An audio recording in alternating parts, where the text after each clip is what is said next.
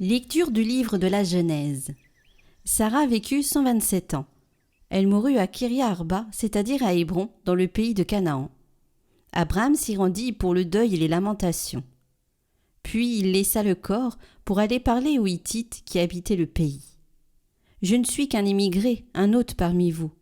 Accordez-moi d'acquérir chez vous une propriété funéraire où je pourrai enterrer cette morte. » Abraham ensevelit sa femme Sarah dans la caverne du champ de Macpéla, qui est en face de Mambré, c'est-à-dire à Hébron, dans le pays de Canaan. Abraham était vieux, avancé en âge, et le Seigneur l'avait béni en toutes choses. Abraham dit au plus ancien serviteur de sa maison, l'intendant de tous ses biens: « Je te fais prêter serment par le Seigneur, Dieu du ciel et de la terre. Tu ne prendras pas pour mon fils une épouse parmi les filles des Cananéens, au milieu desquels j'habite.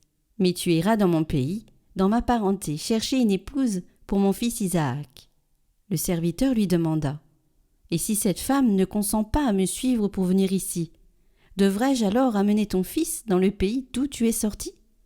Abraham lui répondit: « Garde-toi d'y ramener mon fils. Le Seigneur, le Dieu du ciel, lui qui m'a pris de la maison de mon père et du pays de ma parenté, m'a déclaré avec serment: à ta descendance, je donnerai le pays que voici. C'est lui qui enverra son ange devant toi, et tu prendras là-bas une épouse pour mon fils.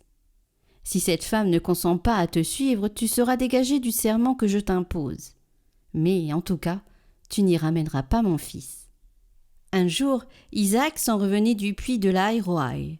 Il habitait alors à Néguev. Il était sorti à la tombée du jour pour se promener dans la campagne. Lorsque, levant les yeux au ciel, il vit arriver des chameaux. Rebecca, levant les yeux, elle aussi vit Isaac.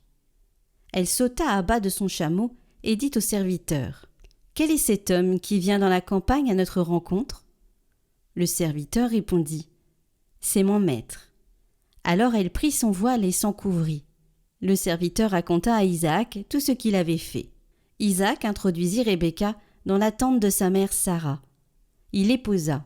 Elle devint sa femme et il l'aima, et Isaac se consola de la mort de sa mère.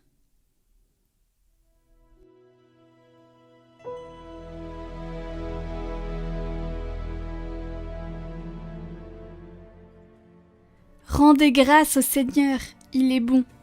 Rendez grâce au Seigneur, il est bon. Éternel est son amour.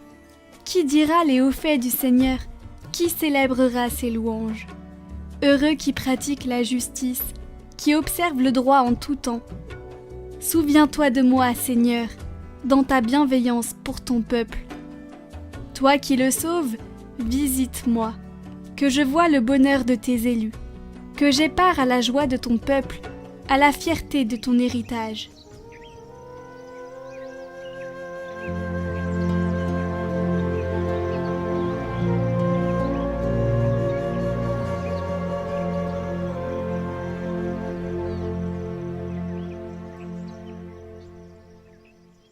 Évangile de Jésus-Christ selon saint Matthieu. En ce temps-là, Jésus vit en passant un homme du nom de Matthieu, assis à son bureau de collecteur d'impôts. Il lui dit: « Suis-moi. » L'homme se leva et le suivit. Comme Jésus était à table à la maison, voici que beaucoup de publicains, c'est-à-dire des collecteurs d'impôts, et beaucoup de pécheurs vinrent prendre place avec lui et ses disciples. Voyant cela, les pharisiens disaient à ses disciples: « Pourquoi votre maître mange-t-il avec les publicains et les pécheurs ?» Jésus, qui avait entendu, déclara: « Ce ne sont pas les gens bien portants qui ont besoin du médecin, mais les malades. Allez apprendre ce que signifie « Je veux la miséricorde, non le sacrifice ». En effet, je ne suis pas venu appeler des justes, mais des pécheurs. »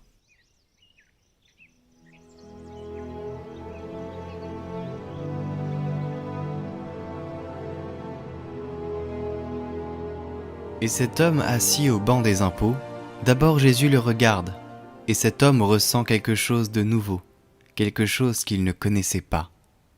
Ce regard de Jésus sur lui, il ressent un étonnement intérieur, il ressent l'invitation de Jésus. « Suis-moi ». À ce moment-là, cet homme est plein de joie. Mais il est aussi un peu dubitatif, car il est tellement attaché à l'argent.